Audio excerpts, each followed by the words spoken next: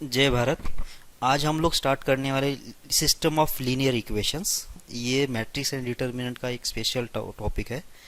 Linear equation को solve करने के लिए हमको बहुत सारे मेथड दिया दिया है। मतलब मैट्रिक्स में दो मेथड, एक्चुअली मैट्रिक्स में दो मेथड्स है और डिटर्मिनेंट में एक मेथड है जिसको हम लोग क्रैमर्स रूल बोलते हैं। और मैट्रिक्स के अंदर जाएंगे तो उसमें एक इन्वर्स वाली एक मेथड अवेलेबल है और एक एडजॉइंट वाली मेथड, ये दो मेथड अवेलेबल है। वो तो हम लोग डिटरमिनेंट जब पढ़ेंगे और मैट्रिक्स जब पढ़ेंगे तब जाके देखेंगे, ठीक है। उसमें क्या है कि थोड़ा सा वो जो मेथड्स है वो लेंदी प्रोसेस है उनके, और मतलब प्रैक्टिकली वो थोड़ा सा मतलब कैलकुलेशन के लिए थोड़ा ज़्यादा पड़ेगा। तो इसलिए हम लोग क्या करेंगे कि एक दूसरी मेथड देख लेंगे जो कि उससे बहुत आसानी से प्रॉब्लम सॉल्व होंगे, ठीक है। तो वो भी देखेंगे और ये भी देखेंगे, आपको जो बेस्ट लगेगा मेथड वो यूज़ करो। मुझे तो ये बेस्ट लगती है मेथड जो मैं अभी आज पढ़ाने वाला हूँ। उसके हिसाब से आप क्या करेंगे, आगे के प्रॉब्लम सॉल्व करेंगे। सारे प्रॉब्लम सॉल्व हो जाएंगे इससे, और 2-3 स्टेप में ही आंसर आ जाएगा सारे प्रॉब्लम्स का, ठीक है। तो सिस्टम ऑफ लीनियर इक्वेशन, हर साल एक क्वेश्चन मतलब इससे फिक्स होता ही है। इससे एक होता है मैट्रिक्स से डिटरमिनेंट से फिक्स होता है। और अभी जो एनटीए जो पेपर ले रहा है उसमें क्या है कि वो 25 क्वेश्चंस उनको लेना होता है ना, तो कभी कभार नाइंसाफ़ी हो जाती है इसके लिए। लेकिन सिस्टम ऑफ लीनियर इक्वेशन आपको एडवांस के भी पॉइंट ऑफ व्यू से और मेंस के भी पॉइंट ऑफ व्यू से बहुत ही इम्पोर्टेंट जो है चीज़ है। तो ध्यान से देख लीजिए क्या क्या बोल रहा हूँ मैं ये। तो हमारे पास जो सिलेबस है ना, मतलब अच्छा पहले तो इक्वेशन सिस्टम क्या होना चाहिए। Equation system of linear equation का मतलब कितना है कि लीनियर इक्वेशंस की मतलब क्या होना चाहिए, एक 3-4 इक्वेशंस मिला के एक सिस्टम बनेगा। अब वो 3-4 इक्वेशन को सॉल्व करने के बाद मतलब कोई पर्टिकुलर उसका सॉल्यूशन मिलेगा, मतलब ऐसा कोई सॉल्यूशन एग्जिस्ट है क्या कि वो साइमल्टेनियसली तीन जितने इक्वेशन दिया गया है उसको सेटिस्फाइड करे। अगर ऐसा हो जाता है तो हम लोग उसको मतलब ऐसा मतलब कम 2-4 इक्वेशंस रहेंगे उसको हमको सॉल्व करना है, ये चीज़ इसमें रहेगी, ठीक है। तो सबसे पहले जो रिक्वायरमेंट है ना, मतलब इस सिस्टम का सॉल्यूशन निकालने के लिए जो रिक्वायरमेंट होती है क्या होती है वो पहले जान लो।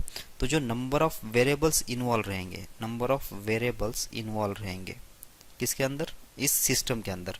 मतलब 2 हो सकते हैं, 3 हो सकते हैं, मतलब अपने सिलेबस में 2 या 3 ये 2 टाइप में आ सकता है। और एन टाइप के भी अगर एन अगर वेरिएबल होते हैं, मतलब नंबर ऑफ वेरिएबल्स एन भी अगर होते हैं, मतलब 10 20 25 कितने भी होने दो, तो भी जो हम लोग जो मेथड बोल रहे हैं वो काम करेगी, ठीक है। तो रिक्वायरमेंट क्या है कि ये सिस्टम सॉल्व करने के लिए कम मिनिमम रिक्वायरमेंट क्या है कि नंबर ऑफ वेरिएबल्स और नंबर ऑफ इक्वेशंस, ये दोनों के बीच में एक रिलेशन है। नंबर ऑफ इक्वेशंस बराबर, समझो मतलब कोई सिस्टम मुझे सॉल्व करना है तो उसमें जो नंबर ऑफ वेरिएबल से काउंट कर लेंगे हम लोग, 2 है या 3 है, कितने वेरिएबल से काउंट कर लेंगे। और नंबर ऑफ कंडीशंस मतलब इक्वेशंस कितने दिया हुआ है वो देख लेंगे। कंडीशंस मतलब क्या, इक्वेशंस वो चेक कर लेंगे। जैसे मान लेते कितना है कि यहाँ पे इक्वेशन दिया है एक्स प्लस वाई और इक्वल्स टू, वेरिएबल्स कितने हैं इसके अंदर, x sign two x sign y, ये 2 वेरिएबल्स है। एक्स साइन वाई ये 2 वेरिएबल्स है, तो ये किसके बीच का इक्वेशन है, एक्स एंड वाई ये 2 वेरिएबल के बीच का लीनियर इक्वेशन है, ठीक है ना। और वही अगर ऐसा इक्वेशन लिखा है x minus Y plus 2z और इक्वल्स कितना लिखा है 3 लिखा है, तो इसके अंदर कितने वेरिएबल्स है, 3 वेरिएबल्स है। तो एक्स वाई और जेड ये 3 वेरिएबल्स इसमें इन्वॉल्व है, ठीक है ना। तो ये नंबर ऑफ वेरिएबल्स हम लोग ऐसे काउंट करेंगे। फिर नंबर ऑफ वेरिएबल्स काउंट करने के बाद इसमें कितने इक्वेशंस दिया गया है वो देखना पड़ेगा अपने को। तो कितने इक्वेशन दिया गया है, अगर मान लेते कि नंबर ऑफ वेरिएबल्स 2 है और इक्वेशन 1 ही दिया गया है, तो कहीं पे भी जाके इसको सॉल्व नहीं कर सकते हम लोग, कहीं पे भी सॉल्व नहीं कर सकते। देखो ना, अगर एक्स साइन वाई निकाल देना है, एक्स प्लस वाई इक्वल्स 2 अगर है तो एक्स साइन वाई के लिए निकाल देना है। तो एक्स के लिए 1 रख देता हूँ तो वाई के लिए तो 1 आ जाएगी। एक्स के लिए अगर -1 रखूँगा तो वाई के लिए 3 आ जाएगी। तो बहुत सारे सोल्यूशन आ जाएंगे ना, यहाँ से मतलब कोई सोल्यूशन निकालना पॉसिबल नहीं है, ठीक है। तो मिनिमम क्या कंडीशन होना चाहिए कि जितने नंबर ऑफ वेरिएबल्स है उतने अपने पास क्या होना चाहिए, इक्वेशन होना चाहिए। ये हो गई मिनिमम कंडीशन। या फिर नंबर ऑफ इक्वेशन ज़्यादा होते तो चलेगा, बराबर 3 इक्वेशन से 2 वेरिएबल ही चलेगा। लेकिन कितने, 2 वेरिएबल्स है और एक ही इक्वेशन तो नहीं चलेगा। मतलब नंबर ऑफ वेरिएबल्स क्या होना चाहिए, नंबर ऑफ इक्वेशन के एक तो बराबर होना चाहिए। मतलब अगर 2 वेरिएबल्स है तो और 2 कंडीशन अगर दिया जाता है मुझे, तो मैं इसको सॉल्व कर सकता हूँ। कैसे सॉल्व करेंगे, बस इसको ऐड कर लेते हैं और सब ऐड करने से क्या होगा कि वाई कैंसिल हो जाएगा तो एक्स निकल जाएगी। फिर जो भी एक्स लेगी इसमें रख देंगे तो एक्स एंड वाई निकल जाएगा, बराबर है क्या। इसमें नंबर ऑफ वेरिएबल्स कितने थे, 2 थे और 2 कंडीशंस थे, 2 इक्वेशन थे, तो सॉल्व हो गया, ठीक है। वैसे अगर नंबर ऑफ वेरिएबल्स 3 होते हैं तो उसके भी बीच में 3 कंडीशंस या फिर 3 इक्वेशंस मुझे मालूम होना चाहिए, तब जाके एक्स एंड वाई जेड की वैल्यू निकाल सकते हैं हम लोग। तो ये मिनिमम कंडीशन है, मिनिमम रिक्वायरमेंट है कि नंबर ऑफ वेरिएबल जो है लेस देन और equals to number of equation होना चाहिए। अगर समझो 2 वेरिएबल्स है और 3 इक्वेशन दिया गया है, मान लेते हैं कितना है एक्स और यहाँ पे कितना है +2y और इक्वल्स टू कितना है 3 दिया है, तो क्या ये 3 इक्वेशन को सेटिस्फाइड करने वाला कोई सॉल्यूशन एग्जिस्ट है क्या, ये निकाल सकते हैं हम लोग, कोई दिक्कत नहीं है। मतलब हो भी सकता है, पॉसिबल हो भी सकता है, ठीक है।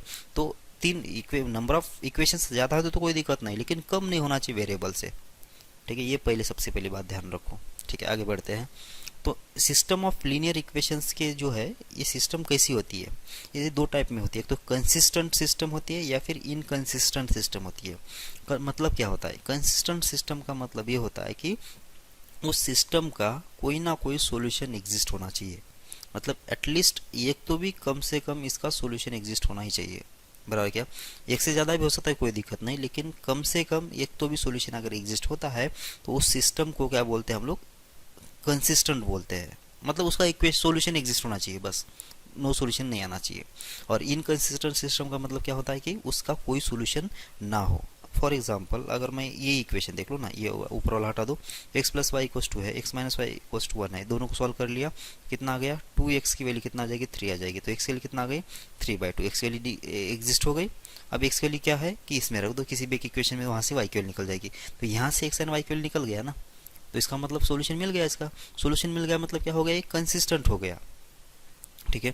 और वही बात अगर कोई दूसरा इक्वेशन ले लेता हूँ, x plus y equals to यहाँ पे 2 लिखा हुआ है और यहाँ पे कितना है x plus y equals to 3 लिखा हुआ है, क्या ये जो है सॉल्यूशन कंसिस्टेंट है क्या, तो सॉल्व करना पड़ेगा। सॉल्व करने के लिए क्या कर लेता हूँ, माइनस कर लेता हूँ, तो इधर से 0 आ गया और इधर से आ गया -1। अब -1 और 0 तो कभी इक्वल होते नहीं है, इसका मतलब इसका कोई सोल्यूशन मिलेगा ही नहीं, तो ये हो गया कौन सा, इनकंसिस्टेंट सिस्टम हो गया।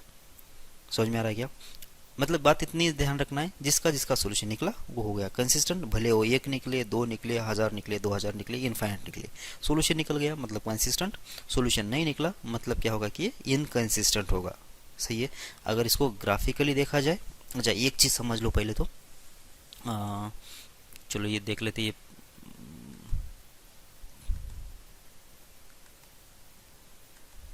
ठीक है, देखो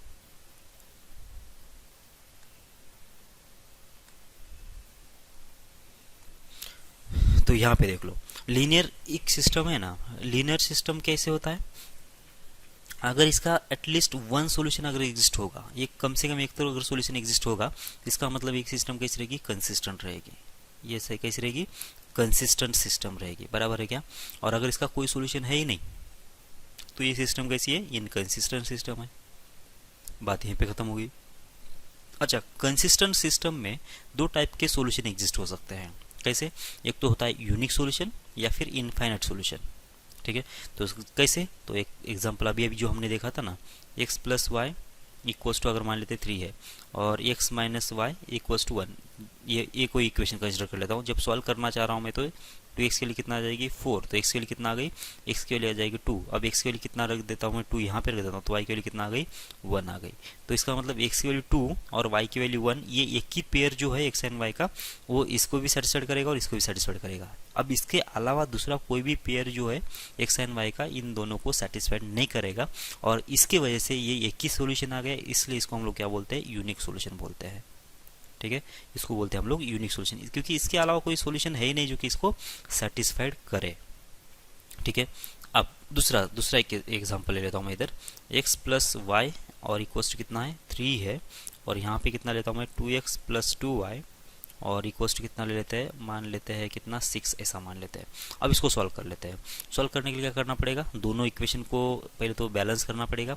जब मैंने इसको 2 से मल्टीप्लाई कर लिया, क्योंकि यहाँ पे 2 नहीं था, तो इसको बैलेंस करने के लिए x एंड y को पहले रिमूव करना पड़ेगा ना, किसी एक को रिमूव करना है, तो रिमूव करने के लिए अगर मुझे x को रिमूव करना है तो 2 से इसको मल्टीप्लाई करना पड़ेगा, 2 से इधर मल्टीप्लाई किया, 2 से इधर मल्टीप्लाई किया, और दोनों का जब सब्ट्रैक्शन कर लेता हूँ तो होगा क्या कि इधर भी 0 आ जाएगा और इधर भी 0 आएगा। इसका मतलब क्या हुआ कि यहाँ पे जो सोल्यूशन है, ये जो इक्वेशन बैलेंस होने के लिए मुझे x की कोई पर्टिकुलर वैल्यू की ज़रूरत नहीं है, तो हमेशा सेटिस्फाइड हो रहा है।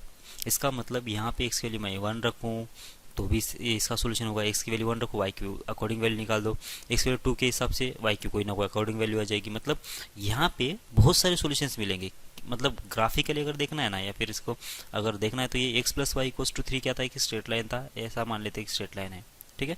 अब दूसरा 2x plus 2y equals to 6, ये क्या है, वो भी एक स्ट्रेट लाइन है और ये इसी के ऊपर आ रहा है, बराबर क्या है।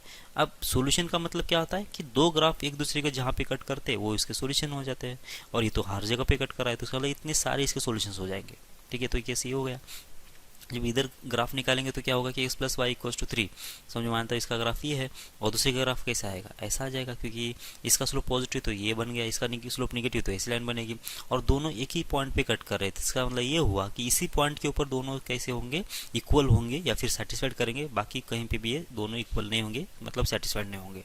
तो ऐसी सिचुएशन भी पॉसिबल होगी और ऐसी सिचुएशन भी पॉसिबल होगी, ठीक है। तो ऐसे सिचुएशन को तो उन्होंने क्या बोला कि इसमें यूनिक सॉल्यूशन आएगा बोला, और ऐसे सिचुएशन में क्या बोला कि उन्होंने इनफाइनाइट सॉल्यूशन बोला, बराबर क्या, ये ओवरलैपिंग लाइंस है ना, इसलिए। तो अब ये जो है यूनिक सॉल्यूशन है, ये जो डिटर्मिनेंट सिस्टम लिखा है ना, इसका ज़्यादा अपने को नाम की कोई ज़रूरत नहीं है वैसे, लेकिन फिर भी यहाँ पे लिखा है तो मैं इसका मीनिंग बोल दूँ। तो यूनिक सॉल्यूशन का मतलब इतना था कि जिसमें हम लोग सॉल्यूशन पक्का बोल सके। डिटरमिनेंट का मतलब कितना, डिटर्मिनिस्टिक मतलब क्या, जिसका अपने को कुछ बारे में उसके बारे में बोलना आ जाना चाहिए। तो यहाँ पे तो क्या है कि यूनिक सॉल्यूशन है, मतलब हमने उसका सॉल्यूशन तो बोल दिया ना कि कितना आया, x वैल्यू 2 और y की वैल्यू 1, ये इसका सॉल्यूशन है, इसके बाहर तो कुछ है नहीं। तो ये तो डिटर्मिनिस्टिक सिस्टम हो गया, मतलब इसको बोलेंगे डिटर्मिनेंट सिस्टम। और यहाँ पे जब इनफाइनाइट सॉल्यूशन है ना, आप देख लो x की वैल्यू 1 रखो उसके हिसाब से y की वैल्यू कुछ ना कुछ आ जाएगा, अब x की वैल्यू 2 रख दो तो इसके हिसाब से y की वैल्यू कुछ ना कुछ आएगा। तो इसके अंदर ये तो क्या करेगा कि मतलब वो तो यहाँ पे बहुत सारे वैल्यूज आएंगे, तो ये तो हम लोग बोल ही नहीं सकते ना कि कौन सी पर्टिकुलर सॉल्यूशन इसका है, इसमें तो इनफाइनाइट सॉल्यूशंस है।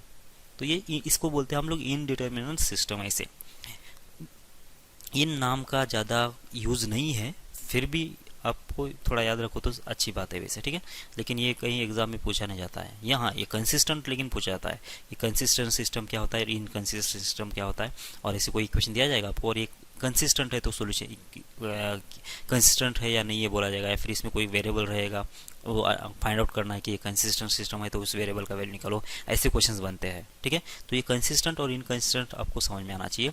अब नो सॉल्यूशन का क्या सीन है, वैसे नो सॉल्यूशन कब आएगा, अभी इसी स्ट्रेट लाइन की बात कर लेते हैं। अब अगर समझो पहली लाइन अगर ऐसी है और दूसरी लाइन पैरेलली ऐसी है इसको, अब ये लाइन इसका इक्वेशन कैसा होगा, ये x प्लस बी वाई और इक्वल्स टू अगर c1 है ये, तो इसका लाइन कैसा होगा, इसका इक्वेशन क्या होगा कि दोनों लाइन अगर पैरेलल है तो इसका मतलब इसमें से कांस्टेंट में डिफर रहेगा। अब ये दोनों लाइन का अगर स्लोप सेम है, मतलब पैरेलल लाइंस है, और इसके कांस्टेंट में कोई डिफरेंस अगर आ रहा है, इसका मतलब ये दूरी भी इनके बीच में कुछ ना कुछ है।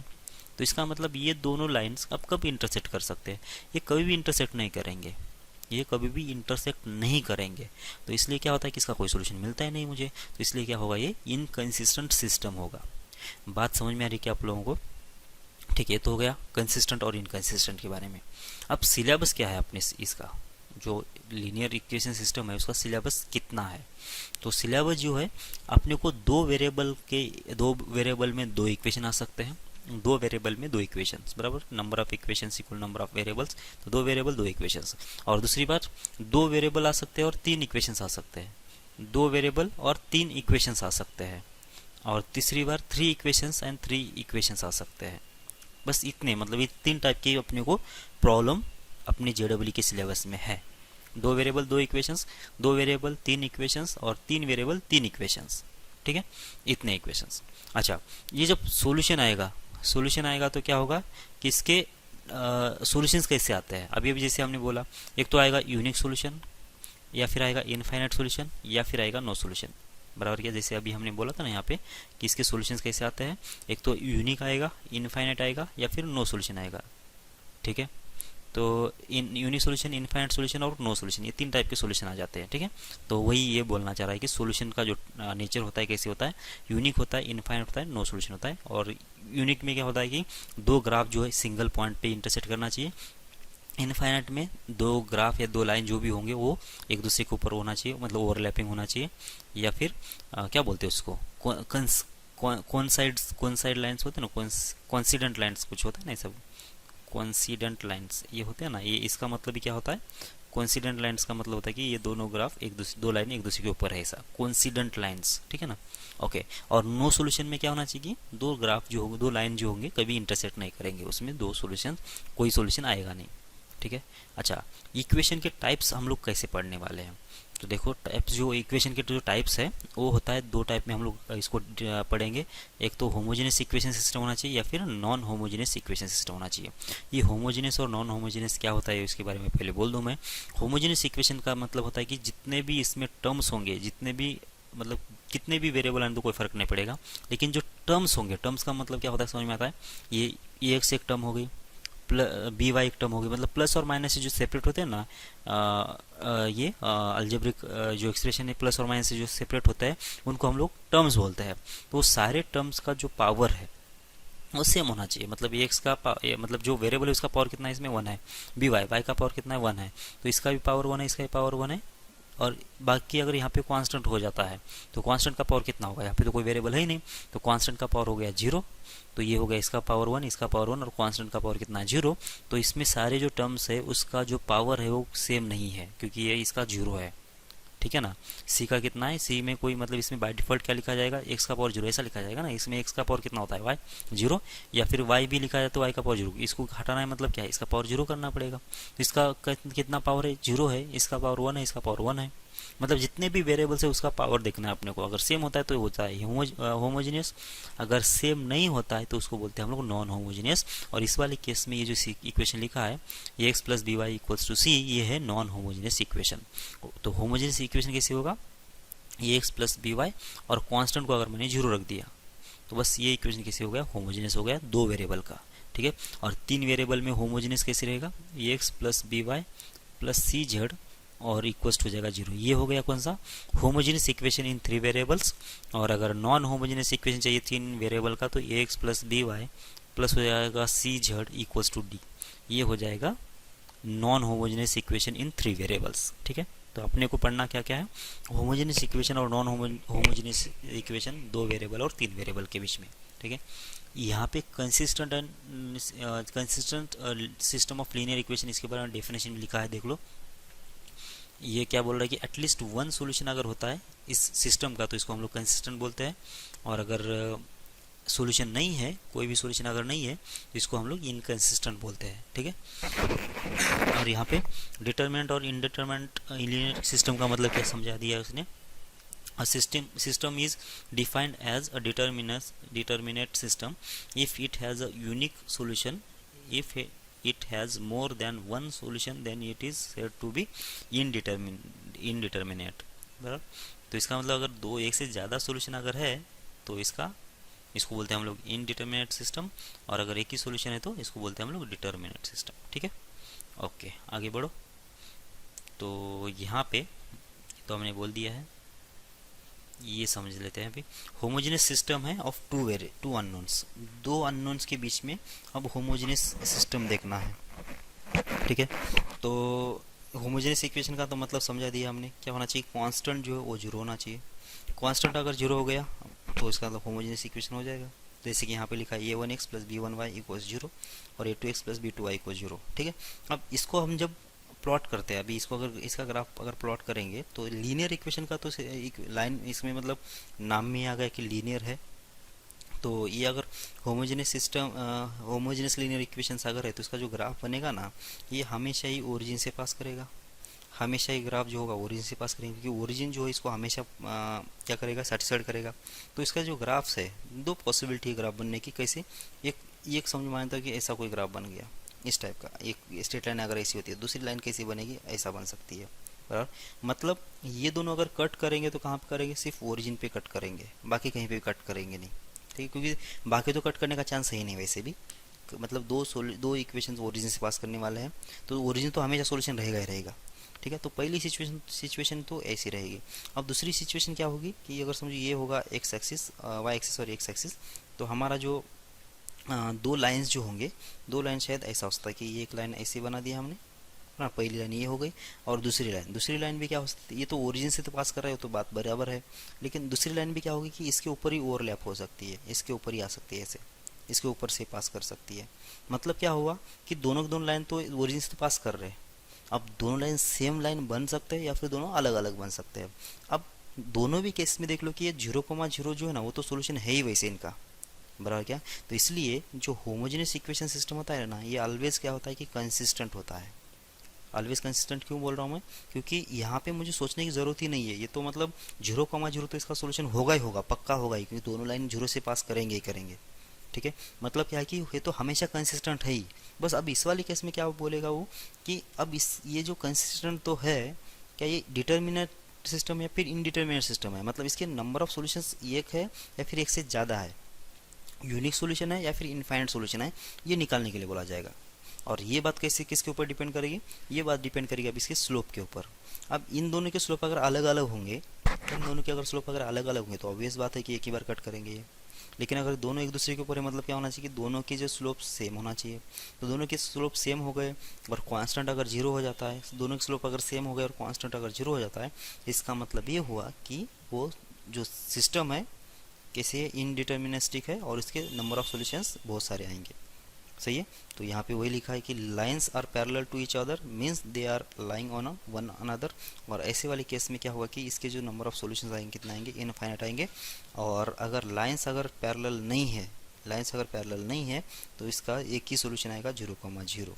सही है, और इसको हम लोग यूनिक सॉल्यूशन बोलेंगे। अच्छा, आगे चल के हम लोग टर्म पढ़ेंगे ट्रिवियल सॉल्यूशन, एक टर्म पढ़ेंगे जो कि किस में आएगा, 3 वेरिएबल वाले केस में बहुत ज़्यादा रहेगा। ट्रिवियल सॉल्यूशन क्या होता है, तो ट्रिवियल सॉल्यूशन का मतलब क्या होता है कि जैसे कि होमोजेनियस इक्वेशन सिस्टम है तो इसमें कांस्टेंट की वैल्यू होती नहीं है। कांस्टेंट की वैल्यू नहीं होती, इसका मतलब ये हुआ कि जो इक्वेशन होगा वो 0,0 से हमेशा ही पास करेगा। 0,0 जो होगा उसका हमेशा सॉल्यूशन होगा, मतलब उसको सॉल्व करने की ज़रूरत ही नहीं है। तो उस सॉल्यूशन को हम लोग क्या बोलते हैं कि ट्रिवियल सॉल्यूशन बोलते हैं, जिसमें अपने को सॉल्व करने की ज़रूरत पड़ती नहीं है और वो देखते ही हम पता कर सकते हैं या फिर पता चलता है हमको कि मतलब 0,0,0 ये सॉल्यूशन उसका होता है, तो उसको हम लोग क्या बोलेंगे, ट्रिवियल सॉल्यूशन। बराबर, तो 0,0 क्या है इसकी, इस वाले केस में ट्रिवियल सॉल्यूशन है, क्योंकि ये हमेशा ही सेटिस्फाइड कर रहा है मुझे, इसके कोएफिशिएंट के ऊपर डिपेंड नहीं कर रहा है कि ये 1 कितना है, B1 कितना है, A2 कितना है, B2 कितना है, इसके ऊपर कोई डिपेंड नहीं कर रहा है कि ये 0,0 इसका भी सॉल्यूशन है और इसका भी सॉल्यूशन है, इसलिए इसको क्या बोल रहे हैं हम लोग, ट्रिवियल सॉल्यूशन बोल रहे हैं। ठीक है, ओके। और ये वाले सॉल्यूशंस, ये अब इस वाले केस में तो एक ही सॉल्यूशन पॉसिबल है जो कि ट्रिवियल है। अब अगर नॉन ट्रिवियल सॉल्यूशन अगर पॉसिबल किस वाले केस में होंगे, फिर जब दो लाइन अगर पैरेलल होते हैं तो।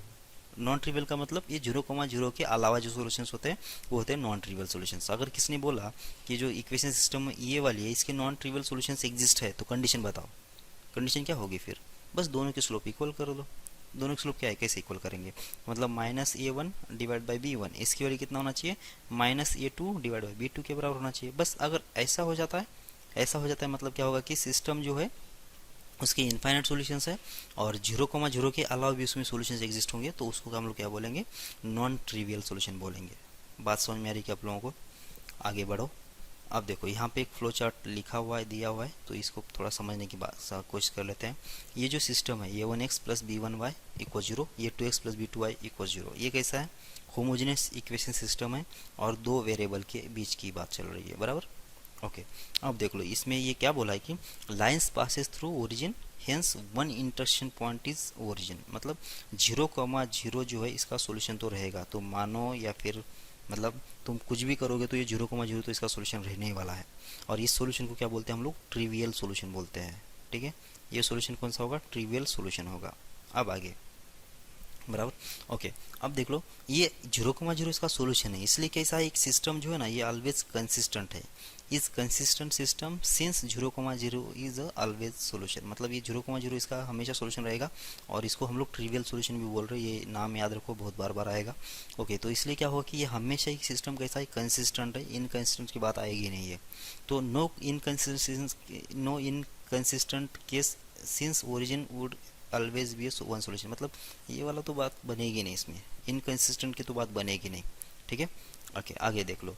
अब देख लो इसके बाद अगर ये कंसिस्टेंट है तो दो टाइप में हो सकता है कि इसका एक यूनिक सॉल्यूशन आए या फिर इनफाइनाइट सॉल्यूशन आए, मतलब दो लाइन एक तो ऐसे ओरिजिन पे कट करे या फिर इनफाइनाइट जगह पे, मतलब एक दूसरे के ऊपर रहेंगे और जो ओरिजिन से पास करे, तो ये भी केस पॉसिबल है और ये भी केस पॉसिबल, तो उसके बारे में बात कर रहे हैं हम लोग। तो क्या this system is determinate, determinate का मतलब कितना होता है कि इसमें एक ही सोल्यूशन आना चाहिए, यूनिक सोल्यूशन आना चाहिए। यूनिक का मतलब क्या होता है कि 0,0, क्योंकि इसमें तो यूनिक सोल्यूशन आने का चांस क्या है कि 0,0 है, बस एक ही सोल्यूशन आ जाए, मतलब दो लाइन पासिंग थ्रू ओरिजिन तो रहे लेकिन सिर्फ ओरिजिन से पास करे, बाकी कहीं से मतलब ओरिजिन से पास करे और बाकी तो कहीं पे भी इंटरसेक्ट नहीं करे, मतलब इन दोनों के स्लोप अलग अलग होना चाहिए। ठीक ठीक है ना। तो वो उसके लिए क्या होना चाहिए, lines with unequal slopes would cut only in the origin, slopes are unequal means delta not equals to zero. मतलब ये जो डेल्टा लिखा है A1 B1 A2 B2, ये A1 B1 A2 B2 कहाँ से आया, जो पहला इक्वेशन है ना उसके कोएफिशिएंट्स हमने लिख लिया, ठीक है। A1 B1 ये पहला रो, फिर दूसरा रो क्या A2 B2 ये दूसरा रो। तो ये पहले रो में क्या लिखेंगे A1 B1 और दूसरे रो में लिखेंगे A2 B2 बराबर। तो इस डेल्टा ये होता है डेल्टा, ये डेल्टा होता है। अब इसकी वैल्यू कितना है वो देख लो। अगर ये जीरो होता है तो इसका मतलब ये हुआ, इस ये जीरो अगर होता है तो इसका मतलब ये हुआ कि सिस्टम जो है डिटर्मिनिस्टिक होगी। ये जीरो होने का मतलब दोनों स्लोप जो होंगे M1 और M2 दोनों इक्वल होंगे। ये जीरो होने का मतलब क्या होता है कि M1 और M2 दोनों इक्वल होंगे। अगर ये दोनों इक्वल नहीं है, ये दोनों इक्वल नहीं है, इसका मतलब ये होता है कि दोनों जो लाइन है ये पैरेलल नहीं है। और उस वाले केस में क्या होगा कि सिस्टम जो होगा डिटर्मिनेट होगा, मतलब इसका एक ही सॉल्यूशन मिलेगा। ये जो डेल्टा वाला है ये तो डिटर्मिनेंट का पार्ट है वैसे, तो अभी इसके बारे में ज़्यादा सोचो नहीं। हम लोग वैसे भी क्रैमर्स रूल हम लोग नहीं पढ़ रहे। बस आपको यहाँ पे क्या समझ लेना है कि कंसिस्टेंट और इनकंसिस्टेंट सिस्टम का मतलब क्या होता है, ट्रिवियल सॉल्यूशन का मतलब क्या होता है, ये समझ लेना है। फिर से एक बार मैं बोल रहा हूँ कि कंसिस्टेंट सिस्टम मतलब होता है कि कम से कम एक तो भी सॉल्यूशन एग्जिस्ट होना चाहिए, चाहे वो यूनिक हो या फिर इनफाइनाइट हो। दोनों भी केस में सिस्टम जो होता है कंसिस्टेंट ही होता है, ठीक है। इनकंसिस्टेंट का मतलब क्या है कि उसका सॉल्यूशन मिलना ही नहीं चाहिए, मतलब कोई ऐसा एक्स वाई का पेयर पॉसिबल नहीं जो कि दोनों को सेटिस्फाइड करे ऐसा। ट्रिवियल का मतलब कितना होता है, जब होमोजेनस के अंदर जाएंगे हम लोग, होमोजेनस इक्वेशन सिस्टम के अंदर जाएंगे तो जो कांस्टेंट तो उसमें होता ही नहीं है। कांस्टेंट नहीं है मतलब दोनों लाइन हमेशा ओरिजिन से पास करेंगे। इसका मतलब अगर वो दोनों लाइन पैरेलल है तो ओरिजिन से पास होने के साथ साथ हर जगह पे एक दूसरे को कट करेंगे, ठीक है। तो जो ओरिजिन के अलावा जो सॉल्यूशन होते हैं वो होते हैं नॉन ट्रिवियल सॉल्यूशन, और सिर्फ जो ओरिजिन होता है उसको बोलते हैं हम लोग ट्रिवियल सॉल्यूशन। अगर आपको किसी ने बोला कि A1x plus B1y equals to zero, A2x plus B2y equals zero, ये इसके जो सॉल्यूशंस एग्जिस्ट है क्या, ये तो हमेशा कंसिस्टेंट है, वो तो बराबर है। तो इसमें ट्रिवियल सॉल्यूशन 0,0 रहेगा ही बराबर। और किसी ने बोला कि ये इसके नॉन ट्रिवियल सॉल्यूशन भी एग्जिस्ट है, ये बोलने का मतलब क्या है कि दोनों लाइन एक दूसरे के ऊपर ही है। तो उसके लिए हम लोग क्या करेंगे, फिर दोनों का स्लोप कंपेयर करेंगे। तो M1 इक्वल्स टू M2 करेंगे तो अपने को ये कंडीशन ही मिल जाएगी वहाँ से ही, ठीक है। ओके, आगे बढ़ते हैं।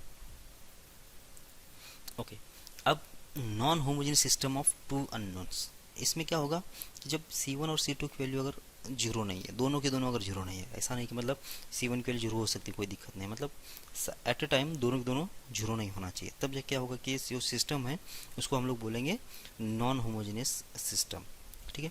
अब इसके जो सॉल्यूशंस आएंगे कैसे आएंगे देख लो। पहला तो सॉल्यूशन कितना आ सकता है, यूनिक। यूनिक कब आएगा, वैसे तो देखने में तो लग रहा है आपको कि ये स्ट्रेट लाइन ही है, वैसे A1x plus B1y equals C1, ये तो स्ट्रेट लाइन है ना। तो इसका एक ही सॉल्यूशन चाहिए अपने को। तो मान लेता हूँ कि पहला लाइन जो है ना ये वाला है A1x प्लस B1y और इक्वल्स कितना होगा C1, ये होगा पहला लाइन। दूसरा लाइन कैसा, मान लेता हूँ कि ऐसा अगर लिया है ये वाला, तो ये दोनों एक दूसरे को कहाँ पे कट कर रहे हैं, एक ही पॉइंट पे कट कर रहे हैं। ये 2x प्लस B2y और होगा ये C2 इक्वल्स टू C2 होगा, ठीक है ना ऐसे। अब ये दो स्ट्रेट लाइन जो है एक दूसरे को कितनी बार कट कर रहे हैं, एक ही बार कट कर रहा है यहाँ पे। इसका मतलब क्या होगा कि इसका एक ही सॉल्यूशन मिला। अब ये होने के लिए, ऐसा होने के लिए कि ये इसका एक ही सॉल्यूशन आने के लिए कंडीशन क्या होना चाहिए, तो कंडीशन ये होना चाहिए कि ये दोनों लाइन जो है ये पैरेलल नहीं होना चाहिए। पैरेलल नहीं है मतलब क्या, हर लाइन कभी ना कभी अगर एक दूसरे को पैरेलल लाइन नहीं होंगे तो एक दूसरे को कभी ना कभी कट करेंगे, क्योंकि प्लेन तो बहुत इनफाइनाइट तक जाएगा, तो कभी ना कभी जाके वो इंटरसेक्ट करेगा ही करेगा, ठीक है, कभी ना कभी। तो इसका मतलब क्या है कि जो दो नॉन पैरेलल लाइंस हमेशा इंटरसेक्ट नहीं होते, शायद ये पढ़ भी लिया होगा। तो इसका मतलब अपने को करना क्या पड़ेगा कि इसका स्लोप जो है वो एक अनइक्वल करना पड़ेगा, बस काम खत्म। तो पहले लाइन का स्लोप -A1/B1 इक्वल्स टू कितना आ जाएगा, -A2/B2, बस हो गया ये। और ये दोनों कैसे होना चाहिए, अनइक्वल, ये दोनों इक्वल नहीं होना चाहिए। बस अब कंडीशन निकालना तो निकाल दो, कितना आएगा ये हो जाएगा A1/B1 और ये किसके बराबर नहीं होना चाहिए, A2/B2 के बराबर नहीं होना चाहिए। बस एक तो ऐसा लिखो इसको, या फिर लिखना है तो कैसे लिखो कि ये अपने अपने टर्म जो है एक साइड ले लो। तो A1/A2 ये किसके बराबर नहीं होना चाहिए, B1/B2 के बराबर नहीं होना चाहिए, ठीक है ना। मतलब क्या, यहाँ पे इक्वेशन से अगर देखना है तो इस जो x का जो कोएफिशिएंट का रेशियो है, x का जो कोएफिशिएंट का रेशियो है और y के जो कोएफिशिएंट का रेशियो है, अगर ये दोनों इक्वल नहीं होता है तब जाके जो इक्वेशन सिस्टम जो होती है वो यूनिक सॉल्यूशन देती है। बात क्लियर है क्या? बात समझ में आ रही है क्या? यूनिक सॉल्यूशन देने के लिए जो x का जो कोएफिशिएंट का रेशियो आएगा और y के जो कोएफिशिएंट का रेशियो आएगा वो इक्वल नहीं होना चाहिए। अब यूनिक सॉल्यूशन दे रहा है मतलब सिस्टम कैसे रहेगा? कंसिस्टेंट रहेगा। ये बात भी आपको समझ में आ रही है क्या? ये भी कंसिस्टेंट सिस्टम रहेगा, ठीक है। अब दूसरी बात, अब किसके लिए? Infinite solution. इनफाइनाइट सॉल्यूशन कब आएंगे? तो इनफाइनाइट सॉल्यूशन के लिए ज्योमेट्री पहले देख लेते हैं कि इनफाइनाइट सॉल्यूशन कब आने वाले हैं। तो मान लेते हैं कि पहली लाइन अगर ये है, ये कौन सी लाइन है? ए एक्स प्लस बी वाई और इक्वल्स टू सी, मतलब इसमें अगर ए को मैंने 1 बोल दिया, बी 1 बोल दिया और सी 1 बोल दिया, ये है मेरी पहली लाइन। और दूसरी लाइन कौन सी होगी? इसी के ऊपर होना चाहिए दूसरी लाइन भी। मतलब क्या होगा कि ये दोनों लाइन कैसे होना चाहिए? अगर कोइंसिडेंट लाइन्स है या फिर ओवरलैपिंग लाइन्स है, ये इसके ऊपर ही है ऐसा ना। तो इस वाले केस में दूसरा जो लाइन है, ये मैंने जो दूसरा बनाया उसका इक्वेशन ये 2x plus b2y equals to c2। अगर लाइन होता है तो सॉल्यूशन का मतलब तो आपको समझ में आता है। दो लाइन जहाँ पे भी इंटरसेक्ट करते हैं उसको सॉल्यूशन बोलते हैं हम लोग। तो ये तो इस वाले केस में तो हर जगह पे इंटरसेक्ट करा ना, एक दूसरे के ऊपर है। मतलब क्या कि हर पॉइंट पे, हर जगह पे ये दो लाइंस कैसे कर रहे हैं, एक दूसरे को इंटरसेक्ट कर रहे हैं। इसका मतलब इसमें ये सारे जो पॉइंट्स है इसका सॉल्यूशन है, तो इसलिए ये इनफाइनाइट सॉल्यूशंस हो गए। अब इसके लिए कंडीशन क्या होना चाहिए कि ये ऐसा होने के लिए कंडीशन क्या होना चाहिए कि दोनों लाइन एक दूसरे के ऊपर होने के लिए उनका स्लोप तो कम से कम सेम होना ही चाहिए। स्लोप सेम होना चाहिए प्लस उसका कांस्टेंट भी सेम होना चाहिए, तब जाके क्या होगा कि ये इक्वेशन जो होगा इनफाइनाइट, मतलब दोनों एक ही इक्वेशन होना चाहिए। इसका मतलब इन शॉर्ट, इसका मतलब पहले तो स्लोप को सेम कर लिया, a1 divide by a2 equals to कितना आ जाएगा? b1 divide by b2। वैसे स्लोप को इक्वल नहीं किया, प्रॉपर अगर मेथड जाते तो स्लोप कितना आ जाता? Minus a1 divide by b1, और दूसरे का स्लोप कितना आ जाता? Minus a2 divide by b2। वैसे तो माइनस माइनस दोनों तरफ से है तो कैंसिल हो गया। अभी a2 को इधर लेके आओ और b1 को उधर लेके जाओ तो ये कैंसिल बन जाएगा। a1 divide by a2 equals to b1 divide by b2। ये केस इतना बनेगा। अब इतना बनाने से काम नहीं चलेगा। क्यों नहीं चलेगा? क्योंकि जो तीसरा केस है नो सॉल्यूशन वाला, उसको भी हम लोग पिक्चर में लेके आते हैं, ठीक है ना। तीसरा सॉल्यूशन क्या है? केस कौन सा? नो सॉल्यूशन कब आएगा? नो सॉल्यूशन आने के लिए दो जो स्ट्रेट लाइंस है ये एक दूसरे को कभी भी इंटरसेक्ट नहीं करना चाहिए, ये बात चल रही है ना। तो ये पहली लाइन अगर होगी, दूसरी लाइन कैसा होना चाहिए? इसी को पैरेलल लाइन होना चाहिए, इसी को पैरेलल लाइन, कभी भी इंटरसेक्ट नहीं करे इसी। तो इसका मतलब पहला लाइन अगर a1x प्लस b1y और इक्वल्स टू अगर c1 होता है तो ये दूसरा भी इक्वेशन क्या होना चाहिए? a1x प्लस b1y, क्योंकि इसका स्लोप तो सेम होना चाहिए, बस कांस्टेंट अलग आना चाहिए। अब इस वाले केस में क्या है कि दो लाइन अगर पैरेलल है तो क्या होना चाहिए? फिर यहाँ पे भी a1 डिवाइड बाई a2 और इक्वल्स टू क्या होना चाहिए? b1 डिवाइड बाई b2 होना चाहिए। अब ये जो केस है पैरेलल वाला, इसमें भी आ गया a1 divide by a2 equals to b1 divide by b2, और इसमें भी आ गया a1 divide by a2 equals to b1 divide by b2।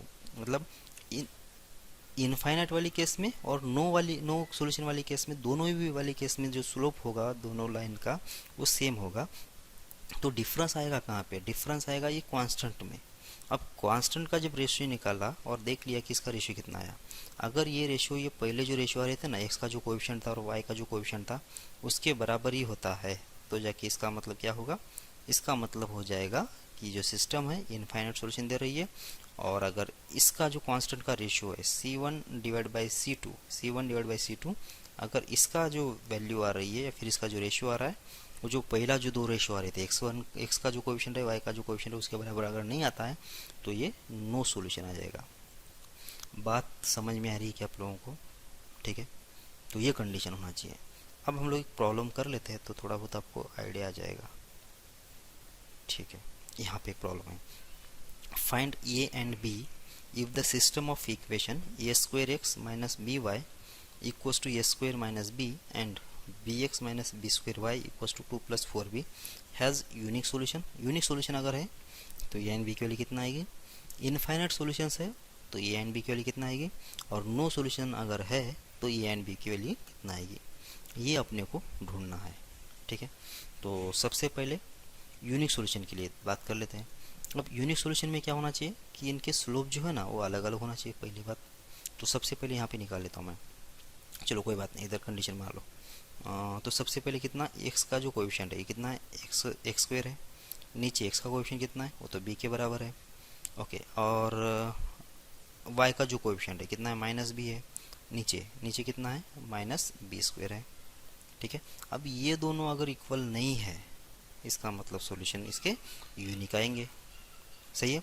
Infinite के लिए क्या होना चाहिए, a square divided by b, a square divide by b equals to क्या होना चाहिए, minus b divide by minus b square.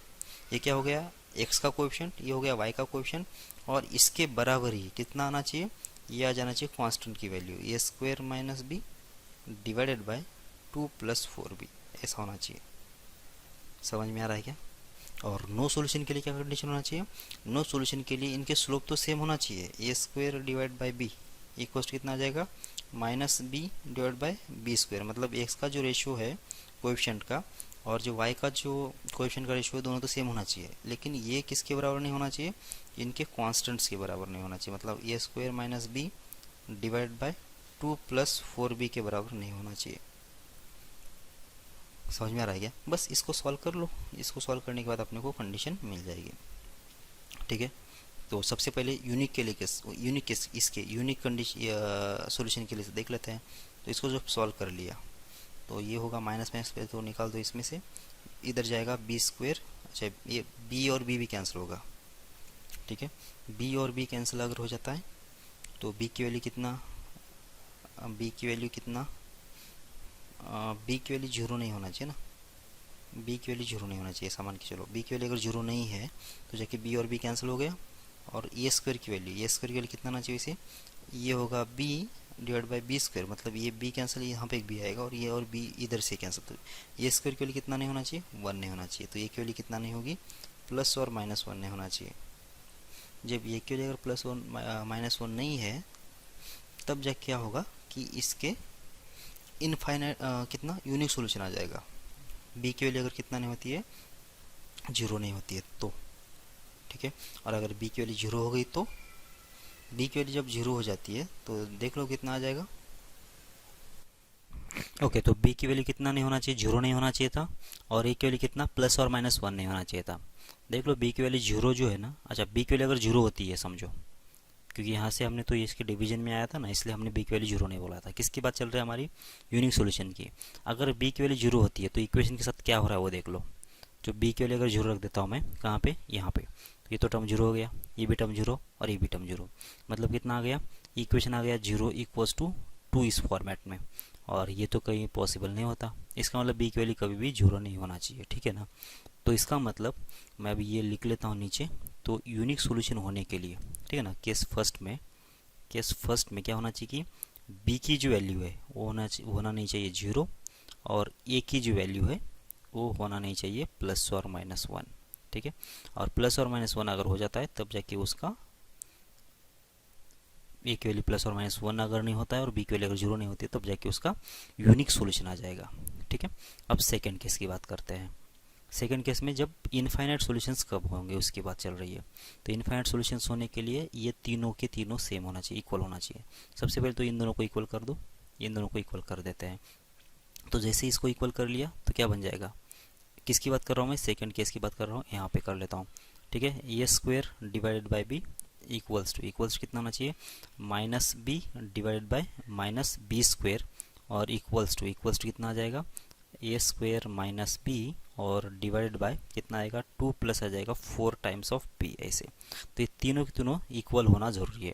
अच्छा सबसे पहले तो बी की वैल्यू तो जीरो होगा ही नहीं, क्यों, क्योंकि अभी हमने देखा बी की वैल्यू अगर जीरो होगी तो क्या होगा कि बहुत मतलब सत्यानाश हो जा रहा है, जीरो और 2 दोनों इक्वल नहीं आएंगे, ठीक है। तो इसका मतलब कितना होगा, ये बी तो जीरो नहीं होगा, बी जीरो नहीं होगा मतलब बी जहाँ पे भी हो उसको कैंसिल कर सकते हैं। जब ये पहले दोनों को सॉल्व कर लिया तो कितना आ गया, ए स्क्वायर की वैल्यू कितना आ जाएगी, 1 आ जाएगी। ये बात समझ में आ रही है आपको, बी और बी कैंसिल तो 1 बाई बी आया, ये बी और बी कैंसिल तो इसका मतलब कितना आया, ए स्क्वायर की वैल्यू 1 आ जाएगी। तो यहाँ से ए की वैल्यू कितना मिल गई मुझे, प्लस और माइनस 1 ये मिल गया। ए की वैल्यू कितना मिल गई, प्लस और माइनस, मतलब प्लस 1 और माइनस 1 ये दो वैल्यू बन सकते हैं, ठीक है।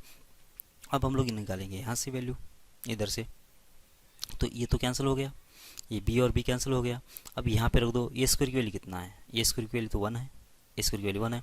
तो अब इसको कंपेयर कर लो, ये लास्ट वाले के साथ किसको भी कंपेयर कर लो, चाहे तो आप इसके ऊपर इसके साथ कंपेयर कर लो या फिर इसके साथ कंपेयर कर लो, दोनों से ही कितना आ रहा है, इसकी वैल्यू तो 1 ही आएगी। कैसे देखो, बी और बी कैंसिल हो गया, बी और बी, अच्छा 1 नहीं आएगा, यहाँ पे भी देख लो इसका भी वैल्यू तो 1 है और यहाँ पे भी तो बी और बी कैंसिल होने के बाद मतलब दोनों भी कितना आएगा, 1/a ही आएगा, 1/b आएगा। A square minus b divide by कितना आएगा, 2 प्लस आ जाएगा 4 टाइम्स ऑफ बी और इक्वल्स टू कितना हो जाएगा, 1/b। चाहे तुम इसके साथ कंपेयर करो या फिर इसके साथ कंपेयर करो, क्योंकि ए स्क्वायर की वैल्यू कितना है, जब यहाँ पे 1 रखूँगा तो 1/b होगा इधर भी, और इधर बी कैंसिल होने तो 1/b आएगा, और यहाँ पे भी ए स्क्वायर के बदले में 1 रख दूंगा अभी, ठीक है। तो बस यहाँ से जो भी सोल्यूशन है इसका दूसरा निकल जाएगा। तो इस इक्वेशन को सॉल्व करना है मुझे, तो b को इस साइड लेके आया, b इंटू ए स्क्वायर की वैल्यू कितना है 1, क्योंकि हमने इधर से निकाला ना ए स्क्वायर की वैल्यू, तो 1 माइनस बी और इक्वल्स कितना आ जाएगा, 2 प्लस आ जाएगा 4b, ठीक है। ओके, अब b और माइनस बी स्क्वायर होगा ये, और इक्वल्स कितना आ जाएगा, 2 प्लस 4b आएगा। बस इस इक्वेशन को सॉल्व कर देना है। सबको उस साइड लेके गए, सबको उस साइड ले जाओ, तो ये इक्वेशन थोड़ा मैं इधर ही लिख लेता हूँ। तो बी स्क्वायर हो गया उधर जाके, और ये भी उधर चला जाए, कितना आएगा, प्लस हो जाएगा 3b और प्लस 2 का प्लस 2 और इक्वल्स टू 0। और मुझे क्लियरली दिख रहा है कि यहाँ से b की वैल्यू कितना आने वाली है, -1 -2, ये दो सॉल्यूशन आने वाले हैं, ठीक है। मतलब x की वैल्यू, a की वैल्यू कितना प्लस और -1 और b की वैल्यू कितना -1 -2। तो सबसे पहले जब a की वैल्यू कितना हो जाती है, +1 होती है, तो b की वैल्यू कितना आ जाएगी, -1, एक पेयर बनेगा। a की वैल्यू जब 1 होगी तो b की वैल्यू कितना ले सकता हूँ मैं, -2 ले सकता हूँ। और जब a की वैल्यू -1 ले लेंगे तो b की वैल्यू कितना ले लेंगे, -1, और a की वैल्यू जब -1 ले लेंगे तो b की वैल्यू भी ले लेंगे -2, सही है। तो 4 ऑर्डर पेयर बन गए और a कॉमा b के, 1, -1, फिर 1, -2, फिर -1, -1 और बाद में -1, -2, सही है। तो ये 4 सॉल्यूशंस इसके बन जाएंगे, ठीक है। ये कब, इनफाइनाइट सॉल्यूशंस के लिए। और लास्ट में कैसा, नो सॉल्यूशन के लिए। नो सॉल्यूशन के लिए कंडीशन क्या बन रही थी, देख लो। कंडीशन बन रही थी ये दोनों तो इक्वल होना चाहिए, ये दोनों इक्वल होना चाहिए। इसका मतलब क्या, ये दोनों इक्वल, अगर नो सॉल्यूशन का मतलब कितना होना चाहिए कि उसका कोई सॉल्यूशन एग्जिस्ट नहीं होना चाहिए। तो ये b की वैल्यू 0 सफिशिएंट है, समझ में आ रही है बात। b की वैल्यू अगर 0 होगी तो सॉल्यूशन मिलेगा ही नहीं, ठीक है। एक तो ये भी होना चाहिए, b की वैल्यू 0 भी होना चाहिए, ओके। और b अगर 0 है तो बाकी इधर से निकाल लेंगे। b अगर 0 है तो एक सिंगल काफ़ी है, अगर b 0 नहीं है तो उसके लिए अलग से सॉल्व करना पड़ेगा मुझे।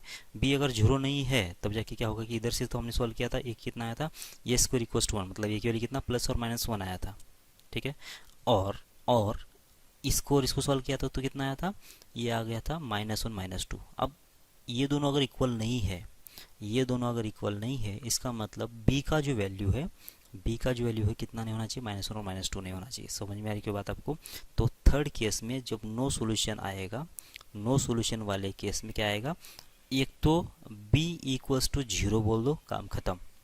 b की वैल्यू अगर 0 है तो बस इतना ही काफ़ी है, ये की वैल्यू कुछ भी रखो कोई फर्क नहीं पड़ेगा अब इसको, ठीक है ना। या फिर और क्या करेंगे हम लोग, b की वैल्यू अगर 0 नहीं है तब जाके ये की वैल्यू कितना होना चाहिए, ये की वैल्यू होना चाहिए प्लस और -1, तब जाके दोनों स्लोप सेम होंगे, तब जाके दोनों स्लोप सेम होंगे, ठीक है।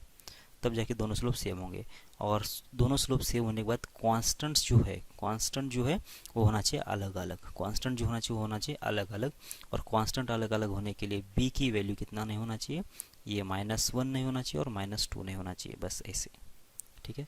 अच्छा, ये b की वैल्यू अगर 0 होती है, b की वैल्यू अगर 0 होती है, दो लाइन तो पैरेलल बनेंगे नहीं, दो लाइन पैरेलल नहीं बनेंगे, बराबर क्या, मतलब इक्वेशन सिस्टम ही इनवैलिड बनेगा। ये केस अलग है वैसे, ये केस और ये केस को मिक्सअप नहीं करो।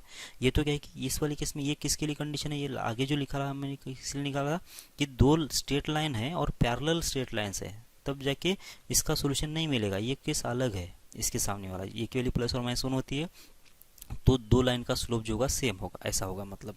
और b की वैल्यू कितना -1 -2 नहीं होना चाहिए, मतलब इसके कॉन्स्टेंट्स अलग अलग होंगे। तो इसका मतलब ये हुआ, कि इसका सोल्यूशन नहीं मिलेगा। और अगर b की वैल्यू अगर 0 होगी तो इसमें स्ट्रेट लाइन बच ही नहीं रहा, मतलब वो तो मतलब ऐसा हो रहा है कि 0 = 2 आ रहा है, मतलब लाइन की तो बात ही बन ही नहीं रही यहाँ पे, ठीक है। और ऐसा भी अगर बनता है तो भी नो सोल्यूशन आ ही जाएगा ना, ठीक है। तो ये अलग केस है और ये अलग केस है, ठीक है, ओके। तो बस ये आपको समझ में आ रहा है क्या। यहाँ पे एक और क्वेश्चन दिया है, the number of values of k for which the system of equations k + 1 × x + 8y = 4k और kx plus k plus 3y equals 3k minus 1 has infinitely many solutions. बात सीधी सी है, क्या करना है कि आपको तीनों जो x का कोएफिशिएंट, y का कोएफिशिएंट और जो कांस्टेंट आएगा तीनों को कंपेयर करना पड़ेगा और तीनों को इक्वल करके उसका कितना वैल्यू आ रहा है, कितने नंबर ऑफ वैल्यूज आ रहे हैं वो देखना पड़ेगा तीनों इक्वल होने के लिए। ठीक है, तो सबसे पहले x का जो कोएफिशिएंट है पहले इक्वेशन का कितना है k प्लस 1 डिवाइड बाय दूसरे इक्वेशन का k x का कोएफिशिएंट कितना है k के बराबर है इक्वल्स टू y का कोएफिशिएंट कितना है 8 डिवाइड बाय नीचे कितना है y का कोएफिशिएंट k प्लस होगा 3 और इक्वल्स टू कितना आ जाएगा, यहाँ से आएगा 4k और डिवाइड बाय कितना होगा 3k माइनस 1। बस ये तीनों इक्वल होना ज़रूरी है। पहले इन दोनों को सॉल्व कर लेते हैं, बाद में इसको भी सॉल्व कर लेते हैं। तो कर लो सॉल्व, कुछ कैंसिल होगा क्या, कुछ कैंसिल तो होगा नहीं, तो सॉल्व करना पड़ेगा। तो k प्लस होगा 1 और इंटू होगा k प्लस 3 और इक्वल टू कितना आ जाएगा 8 टाइम्स k। सही है, तो 1 गया k स्क्वेयर प्लस हो जाएगा, अगर कोई दूसरी मेथड आपको मालूम है तो वैसे कर लो इसको, और यहाँ पे आएगा 8k। सही है, तो होगा k स्क्वेयर माइनस हो जाएगा शायद 4k और प्लस होगा 3 और इक्वल 0। तो यहाँ से k की वैल्यू कितना आ गई, k की वैल्यू आ जाएगी 1,3। सही है, -1 -3 इसके रूट्स बनेंगे। ओके, अब इन दोनों को कंपेयर कर लेते हैं। k की वैल्यू 1 और 3 पे क्या होगा कि दोनों इक्वल हो जाएंगे। अब इन दोनों को कंपेयर कर लेते हैं, तो इधर से कितना आ जाएगा, ये हो जाएगा 8 3 24 24 इंटू के माइनस हो जाएगा 8 और इक्वल्स कितना आ जाएगा 4k स्क्वेयर और आ जाएगा कितना 12k। ठीक है, सॉल्व कर लो अभी। तो ये होगा 4k स्क्वेयर और 24k इस साइड चला गया तो आ जाएगा -12k और कितना आ जाएगा -8 और इक्वल 0। -8 नहीं +8 होगा, तो 4 से डिवाइड कर दूँ क्या, तो k स्क्वेयर होगा माइनस हो जाएगा 3k और प्लस हो जाएगा 2 और इक्वल हो जाएगा 0। तो k की वैल्यू कितना आ गई, k की वैल्यू आ गई 1,2। ठीक है, यहाँ से k की वैल्यू आ गई 1,2। ओके, अब क्या कर लेते हैं, अब करना पड़ेगा, अच्छा ये इक्वल टू b किया, b को c किया, अब ये दोनों भी इक्वल कब होंगे वो देखना पड़ेगा। सही है, तो शायद ज़रूरत है या नहीं पता नहीं, फिर भी कर लेते हैं हम लोग।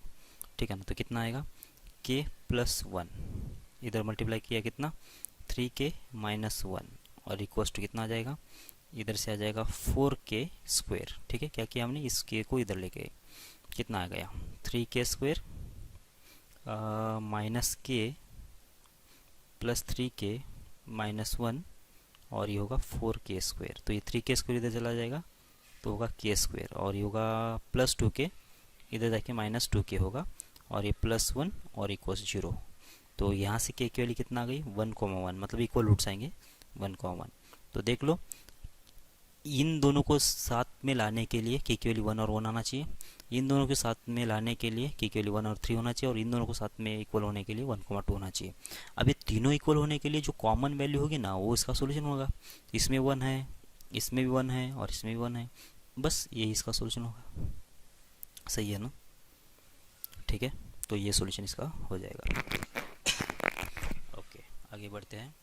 अब 3 इक्वेशन दिया गया है और मुझे 2 वेरिएबल के बीच में 3 इक्वेशन दे दिया और 2 ही वेरिएबल दे दिया समझो। तो अब इस वाले केस में कैसा करेंगे, 3 इक्वेशन है 2 ही वेरिएबल है। अब ये सिस्टम जो है कंसिस्टेंट है या नहीं है ये मुझे बताना है। तो सिचुएशन क्या क्या बन सकते हैं 3 इक्वेशंस के अंदर। सबसे पहले तो हो गई कैसे, ये एक पहली लाइन L1 और दूसरी लाइन क्या हो सकती है ऐसे, इसको कट करे। ठीक है ना, तो इसका मतलब पहली लाइन और दूसरी लाइन एक दूसरे को इंटरसेक्ट कर रहे हैं। अब तीसरी लाइन की जो पोजीशन है ना कैसे हो सकती है, एक तो इससे ही पास करे, इस पॉइंट से पास करे या फिर इसके बाहर से पास करे, बराबर। मतलब पहली लाइन ये, दूसरी लाइन ए और तीसरी लाइन जो है ये ऐसे। ठीक है, यहाँ पे क्या सिचुएशन है, यहाँ पे तो मुझे सॉल्यूशन मिल गया। ठीक है, यूनिक सॉल्यूशन बोल दो या फिर कंसिस्टेंट बोल दो। यूनिक ही आएगा वैसे, तीन लाइन अगर एक दूसरे के ऊपर है तब जाके इनफाइनाइट आएगा। तो इसमें क्या है कि कंसिस्टेंट सिस्टम होगा ये। ठीक है, और ये जो है इन 2 लाइन का सॉल्यूशन तो ये आ गया, इन 2 लाइन का सॉल्यूशन तो ये आ गया, इन 2 लाइन का सॉल्यूशन तो ये आ गया। तीनों को कोई सेटिस्फाइड करेगा क्या, तीनों लाइन को सेटिस्फाइड करने जैसा कोई भी एक सिंगल सॉल्यूशन नहीं है। तो इसका मतलब ये जो होगा ये होगा इनकंसिस्टेंट सिस्टम। समझ में आ रहा है आपको? तो कंसिस्टेंट सिस्टम होने के लिए क्या करना पड़ेगा आप लोगों को? आपको करना पड़ेगा इन दो किसी भी दो इक्वेशन को सॉल्व कर लो। पहले किसी दो इक्वेशन सॉल्व करो, फिर इसका जो सॉल्यूशन आया, इसका जो ऑर्डर पे आएगा सॉल्यूशन का x, y, और चेक करो कि इसके अंदर रख के, बराबर। जैसे कि इस वाली केस में क्या, अगर हमने इन दोनों को सॉल्व किया तो ये x, y ये पॉइंट आएगा। इसमें इन दोनों को सॉल्व कर लिया तो ये पॉइंट आ गया x, y, ठीक है। अब चेक करो कि ये जो जिसको सॉल्व किया हमने, किसको सॉल्व किया, इस वाले को और इस वाले को सॉल्व कर दिया। अब x, y जो आया इन दोनों का सॉल्यूशन है। अब ये इस सॉल्यूशन इस तीसरे लाइन में रख के देख लो, अगर इसको सेटिस्फाइड कर देता है तो सिचुएशन तो ये बन जाएगी, बराबर, ये बन जाएगी। और अगर समझो ये सिचुएशन है, मतलब दो का सोल्व किया तो ये पॉइंट आ गया। अब ये जो पॉइंट है इस तीसरे लाइन में रख के देख लो, अब इसमें अब अगर इसको सेटिस्फाइड नहीं करती है, इसका मतलब क्या हुआ कि ये जो पॉइंट है इस लाइन के ऊपर है नहीं। अगर इसके ऊपर नहीं है मतलब सिस्टम कैसा होगा, इनकंसिस्टेंट हो जाएगा। सही है ना? तो ये जो सिचुएशंस आइडेंटिफाई करने के लिए आपको करना क्या पड़ेगा, आपको करना पड़ेगा सीधा सीधा एक डिटरमिनेंट निकालना पड़ेगा, ठीक है। डिटरमिनेंट में क्या होंगे, जो पहला इक्वेशन है उसके एंट्रीज होंगे, मतलब कोएफिशिएंट्स होंगे। यहाँ पे a1, फिर b1 और यहाँ पे होगा c1। फिर दूसरा रो में क्या होगा कि दूसरे इक्वेशन के कोएफिशिएंट्स, मतलब a2 और ये b2 और यहाँ पे आएगा c2। और तीसरे रो में क्या आएगा, तीसरे इक्वेशन के कोएफिशिएंट्स आएंगे, ठीक है, ये आएगा। अब चेक करो कि इसका आंसर कितना है, इस डिटरमिनेंट का आंसर कितना है। अगर इसका आंसर 0 होता है तो सिस्टम जो होती है वो होती है कंसिस्टेंट। ये सिस्टम जो होती है ये होती है कंसिस्टेंट, ठीक है। और अगर इसके वैल्यूज़, इसके जो वैल्यू है, अगर ये 0 नहीं होती है तो सिस्टम होगी इनकंसिस्टेंट, इनकंसिस्टेंट होगी। समझ में आ रहा है क्या? अब इसमें सारे केसेस आ गए, सारे केसेस आ गए। कौन से केसेस आ गए? जैसे मान लीजिए दो लाइन अगर एक दूसरे के ऊपर ही है, दो लाइन अगर एक दूसरे के ऊपर ही है, ये पहली लाइन और दूसरी लाइन इसके ऊपर है, और तीसरी लाइन अगर ऐसे कर रही है, तो इसका मतलब पहले दो लाइन का L1 और L2 का तो इनफाइनाइट सॉल्यूशन है, और तीसरी लाइन के हिसाब से ये की सॉल्यूशन है, मतलब इसमें तो ये यूनिक सॉल्यूशन होगा ही ना। ये भी यहाँ पे कवर हो गया। कैसे? अगर L1 और L2 एक दूसरे के ऊपर है, ओवरलैपिंग अगर है, तो इसका मतलब A1 B1 C1 और A2 B2 C3 ये रेस्पेक्टिव इक्वल होंगे। और जब किसी भी डिटरमिनेंट के अंदर दो रो अगर सेम होते तो उसका आंसर अल्टीमेट 0 ही आ जाता है। मतलब ये केस तो इसमें इन्वॉल्व, मतलब कवर तो हो ही गया। या फिर तीन क्या हो गए, तीन अगर लाइन एक दूसरे के ऊपर ही होंगे तो इसमें भी क्या होगा कि तीनों इक्वेशन एक जैसे ही होंगे, मतलब A1 B1 और A3 सेम होगा, B1 B2 B3 सेम होगा, C1 C2 C3 सेम होगा। मतलब इसमें तो डिटरमिनेंट की वैल्यू 0 होने के लिए दो रो को सेम होना चाहिए, तो इसमें तो तीनों तीनों सेम हो गए, तो भी तो इसका आंसर 0 आएगा, बराबर क्या? इसका आंसर नॉन 0 कब आएगा? बस इसी सिचुएशन में कि दो लाइन जो है इंटरसेक्ट कर रहे और वो कोई दूसरा पॉइंट है, और जो दूसरी दो लाइन से वो इंटरसेक्ट कर रही कोई दूसरा पॉइंट है, तो ऐसे सिचुएशन में क्या होगा कि ये इसका आंसर नॉन 0 आएगा, और उस केस में ये होगा इनकंसिस्टेंट। ये कैसे आ रहा है, ये कैसे आ रहा है कंडीशन, इसके बारे में ज़्यादा दिमाग लगाने की ज़रूरत नहीं है। अब इन दोनों को सॉल्व कर दो, इन दोनों को सॉल्व करने के बाद जो सॉल्यूशन आया इस तीसरे इक्वेशन में रख दो, इस तीसरे इक्वेशन में रख दो, और इसके अंदर रखने के बाद जो कंडीशन बनेगा ना, इसको सॉल्व करके देख लो इस डिटरमिनेंट को, और ये कंडीशन देख लो, दोनों सेम ही रहेगा, ठीक है। तो कोई मतलब ज़्यादा रॉकेट साइंस नहीं है, ये इधर से ही आया हुआ है। तो ये दोनों को इक्वेशन को सॉल्व कर लिया, जो भी सॉल्यूशन आया है तीसरे वाले में रख के रख दिया, और ये जो कंडीशन बनेगी उधर से ये डिटरमिनेंट के अंदर कन्वर्ट हो गया, ठीक है। तो ज़्यादा ये नहीं है, हार्ड नहीं है। बस जब भी ये तीन इक्वेशन आ जाएंगे आपको करना क्या है कि बस इसके कोएफिशिएंट, ये जो कोएफिशिएंट्स है उसका डिटरमिनेंट ले लेना है और इसको 0 करके देख लेना है, मतलब उसकी वैल्यू निकाल के देख लेना है। अगर वो 0 हो जाता है तो हो जाएगा वो कंसिस्टेंट सिस्टम, अगर 0 नहीं होता है तो हो जाएगा इनकंसिस्टेंट सिस्टम, ठीक है। ओके, अब ये क्या बोला है, if the equation 2x + 3y + 1 = 0 and 3x + y - 2 = 0 और ax + 2y - b = 0 एक कंसिस्टेंट सिस्टम है, तो अपने को प्रूफ करना है a - b की वैल्यू कितना आएगी, 2 आएगी, बस ये प्रूफ करना है, ठीक है ना। तो अगर ये सिस्टम कंसिस्टेंट है, उसने तो कबूल कर ही दिया है, अपने को कुछ ज़्यादा सोचना नहीं है अभी फिर, ठीक है ना। तो क्या करेंगे हम लोग, डिटरमिनेंट की वैल्यू निकालेंगे। पहले इसमें पहले जो रो होगा उसमें क्या होगा कि पहले इक्वेशन के कोएफिशिएंट, तो पहला आएगा 2, बाद में आएगा 3 और बाद में आएगा 1। फिर दूसरे में यहाँ पे आएगा 3, यहाँ पे आएगा 1 और बाद में आएगा -2, और बाद में आएगा a और यहाँ पे आएगा 2 और यहाँ पे आएगा -b, और इसकी वैल्यू कितना होना चाहिए, इसकी वैल्यू हो जाएगी 0। क्यों? क्योंकि कंसिस्टेंट है इसलिए, ठीक है। कंसिस्टेंट सिस्टम अगर होता है तो इसका मतलब ये होना चाहिए कि उसका जो डिटरमिनेंट की वैल्यू कितना आना चाहिए, 0 आ जाना चाहिए। ठीक है। अब 2 इंटू कितना होगा, 1 इंटू पी कितना आ गया, -b। अब ये डिटरमिनेंट सॉल्व कर लो, बस आपको मालूम ही कैसे करना है इसे आगे। तो 4 हो गया, माइनस होगा 3 और ये होगा -3b और होगा +2a। ओके। और ये होगा +1 इंटू होगा 6 माइनस हो जाएगा a और होगा a इक्वल्स टू 0। ठीक है। तो सॉल्व कर लो, कितना रहा ये होगा 8 माइनस हो जाएगा 2b, ये होगा शायद 9b माइनस हो जाएगा 6 टाइम्स a और प्लस हो जाएगा 6 माइनस होगा a और इक्वल्स टू 0। देख लो, ये होगा -2b और ये +7 9b कितना हो गया, प्लस हो गया 7 इंटू बी। ओके। यहाँ पे -6 है, -a होगा -7a और होगा यहाँ पे 8 है, यहाँ पे 6 है, तो कितना होगा प्लस हो जाएगा 14 और इक्वल 0। बस हो सॉल्व तो हो गया। उस सभी को उधर ये 7 है और 7b को उधर लेके जाओ और 7 से डिवाइड कर लो, तो ये बन जाएगा a माइनस बी और इक्वल हो जाएगा 2। बस प्रूफ तो हो गया। ठीक है। मतलब ये सिस्टम कंसिस्टेंट होने के लिए, मतलब कैसे होना चाहिए, ये 3 लाइन किसी एक सिंगल पॉइंट से पास होने के लिए ए एंड बी के बीच में जो रिलेशन आया क्या आना चाहिए कि ये माइनस बी इक्वल्स टू 2 ऐसा होना चाहिए। मतलब अगर बी के वैल्यू 0 होती है तो ए के वैल्यू 1 होना चाहिए, 2 होना चाहिए, तब जाके तीनों लाइन एक ही पॉइंट पे कट करेंगे। ठीक है। या फिर ये दूसरे पॉइंट पे कट करने के लिए ए के वैल्यू अगर बी के वैल्यू 1 मान लेता हूँ तो ए के वैल्यू 3 होना चाहिए, 3, 1। ऐसा अगर ए और बी का पेयर ले लेता हूँ तो शायद ये किसी और जगह पे कट करेंगे, लेकिन सिंगल पॉइंट पे कट करेंगे। ठीक है। आगे बढ़ो। c लेस देन 1 है and system of equation x plus y minus 1 equal 0, 2x minus y minus c equal 0 and bx plus 3by minus c equal to 0 is consistent. Then the possible real values of b के कितने real values possible है वो ढूंढना है अपने को। Consistent बोला है तो अभी बात सोचने की है ही नहीं, इसका डिटरमिनेंट लगा दो। तो डिटरमिनेंट में कितना आ जाएगा, पहले इक्वेशन के ये तो 1 आएगा, -1 आया, फिर 2 -1 और -c, और तीसरे इक्वेशंस के b 3b और होगा -c। ओके। इसका आंसर आना चाहिए 0। कोई बात है, 1 1 -1 2 -1 -c और b 3b -c।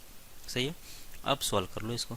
आपको अगर कोई मतलब शॉर्टकट तरीके मालूम है, क्योंकि आपका डिटरमिनेंट अगर हो चुका है तो आपको शॉर्टकट मालूम होगा, इन दोनों को ऐड कर लो, इन दोनों को ऐड करना वो वाला, अगर ऐसा है तो फिर वो यूज़ कर लो। अगर नहीं है तो भी कोई ज़्यादा नुकसान नहीं है, इसको जो अपनी जो सीधी सीधी मेथड है उससे भी सॉल्व किया जा सकता है। लेकिन अगर आप कुछ प्रॉपर्टीज़ मालूम है तो आपको थोड़ा ईजी पड़ सकता है। ठीक है।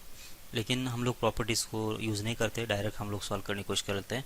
-1 इंटू -c कितना आएगा, +c होगा और इधर से आ जाएगा +3 टाइम्स b इंटू सी होगा। ठीक है।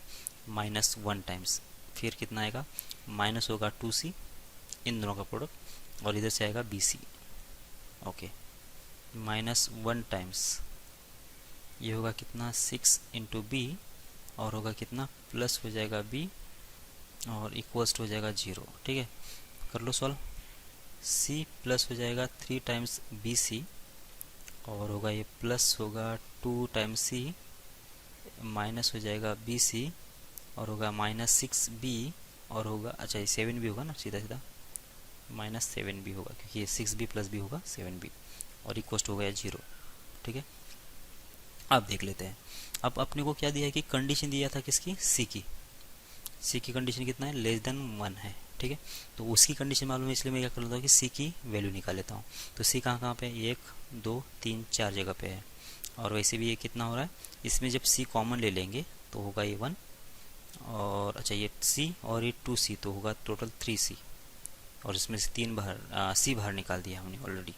और इसके बाद ये 3 times of bc minus bc कितना हो गया 2bc, और उसमें से कितना निकाला हमने, c तो बाहर निकाल दिया, तो यहाँ पे बचेगा 2b। ठीक है। तो ये बन गया, देख लो बराबर है क्या, ये होगा 3bc माइनस bc तो हो जाएगा 2bc, और c प्लस 2c कितना 3c, तो c बाहर निकालने के बाद बच गया कितना, बच गया 3 प्लस 2b। ओके। और इक्वल्स कितना जाएगा, 7b को तो उधर ले गए हम लोग, तो हो गए 7b। ठीक है। तो c की वैल्यू कितना आ गई अब, 7b डिवाइड बाय 3 प्लस हो जाएगा 2b। ये कंडीशन बन गई सी के लिए। ओके, और उसने सी की वैल्यू कितना बोला, सी तो लेस देन 1 बोला, ठीक है ना, सी लेस देन 1 बोला ना। ओके, तो अब सी अगर लेस देन 1 है तो इसका मतलब ये जो सी की वैल्यू यहाँ पे कॉपी कर लो। तो जब ये कॉपी करेंगे तो कितना 7 times b divide by 3 plus हो जाएगा कितना 2b लेस देन होगा 1। बस सॉल्व कर लो अब इसको, इस 1 को इधर लेके भेजेंगे। 7b डिवाइड बाय होगा कितना 3 टाइम्स हो जाएगा 2b माइनस होगा 1 और होगा लेस देन 0। सही है ना, तो कितना होगा ये होगा 7b माइनस हो जाएगा 3 माइनस हो जाएगा 2b डिवाइड बाय होगा 3 प्लस 2b और इसका आंसर चाहिए लेस देन 0। बराबर कितना हो गया देख लो, ये होगा 5 times b minus 3 divide by 2b plus होगा 3 और होगा लेस देन 0। बस नंबर लाइन ले लो, तो -3/2 ये क्रिटिकल पॉइंट है और 3/5 ये क्रिटिकल पॉइंट है, ठीक है।